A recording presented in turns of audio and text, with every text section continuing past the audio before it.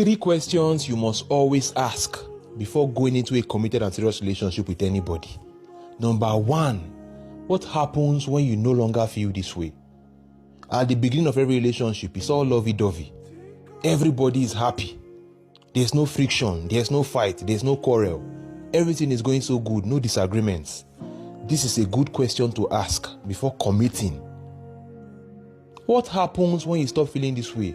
What happens when we stop feeling this way? What happens when the relationship is now at that plateau stage where everything is just normal and seemingly boring? What happens then?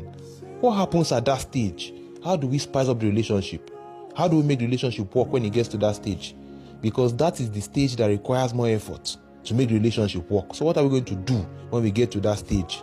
And you can know how your partner will behave when you get to this stage by how they behaved in their former relationship. The second question, what can make you fall out of love? This question is very vital because it can let you know what will turn your partner off, what can kill their attraction and love for you. You have to ask the person this question. What can make you fall out of love with me? What can make you fall out of love with anybody? What is the deal breaker for you? That once your partner does it, once your partner says it, or once your partner behaves in this kind of way, what's that one thing that will turn you off?